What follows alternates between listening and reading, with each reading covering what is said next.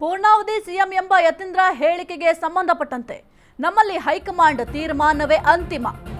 ಪೂರ್ಣಾವಧಿ CM ಅಂತ ಏನು ಯತೀಂದ್ರ ಅವರು ಸ್ಟೇಟ್ಮೆಂಟ್ ಕೊಟ್ಟಿದ್ದಾರೆ, ಈ ಒಂದು ಸ್ಟೇಟ್ಮೆಂಟ್ಗೆ ಸಂಬಂಧಪಟ್ಟಂತೆ ನಮ್ಮಲ್ಲಿ ಹೈಕಮಾಂಡ್ ತೀರ್ಮಾನವೇ ಅಂತಿಮ, ಅದನ್ನು ಯಾರು ಕೂಡ ಪ್ರಶ್ನೆ ಮಾಡಲಿಕ್ಕೆ ಸಾಧ್ಯ ಇಲ್ಲ ಅಂತ ಬೆಳಗಾವಿಯಲ್ಲಿ ಸಚಿವ ದಿನೇಶ್ ಗುಂಡೂರಾವ್ ಅವರು ಹೇಳಿಕೆಯನ್ನ ಕೊಟ್ಟಿದ್ದಾರೆ.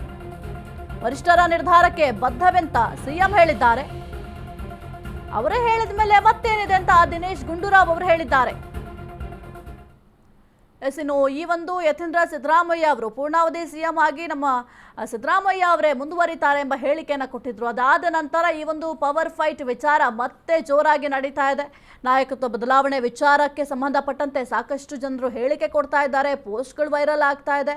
ಈ ಒಂದು ಹೇಳಿಕೆಯನ್ನ ಕೊಡುವಂತ ಅವಶ್ಯಕತೆ ಇರಲಿಲ್ಲ, ಈ ಒಂದು ಸಂದರ್ಭದಲ್ಲಿ ಆ ರೀತಿಯ ಅನಿವಾರ್ಯತೆ ಕೂಡ ಇರಲಿಲ್ಲ.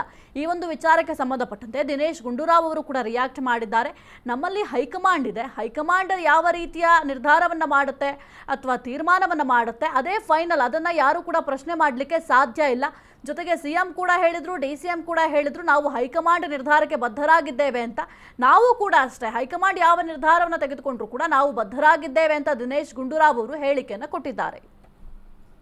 ಮುಖ್ಯಮಂತ್ರಿ ಅವರೇ ಅದಕ್ಕೆ ಉತ್ತರ ಕೊಟ್ಟಿದ್ದಾರೆ.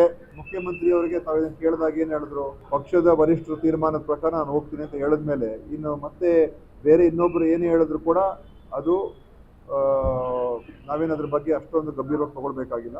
ಮುಖ್ಯಮಂತ್ರಿಯವರೇ ನಮ್ಮ ನಾಯಕರು, ನಮ್ಮ ಸುಪ್ರೀಂ ಲೀಡ್ರು ಸಿದ್ದರಾಮಯ್ಯ ಸಾಹೇಬರು, ಅವರೇ ಹೇಳಿದ್ಮೇಲೆ ಅದಕ್ಕೆ ನಾವೆಲ್ಲರೂ ಹೈಕಮಾಂಡ್ ಏನು ಹೇಳುತ್ತೆ ಅದ್ರ ಪ್ರಕಾರ ಹೋಗ್ತೀವಿ ಅಂತ ಎಲ್ಲರೂ ಅದೇ ಅಭಿಪ್ರಾಯ ಇರೋದ್ರಿಂದ ನಾವು ಅದೇ ಥರ ನಾವೆಲ್ಲರೂ ಅದೇ ಅಭಿಪ್ರಾಯದಲ್ಲಿ ಇದ್ದೇವೆ. ಮುಖ್ಯಮಂತ್ರಿ ಅವರೇ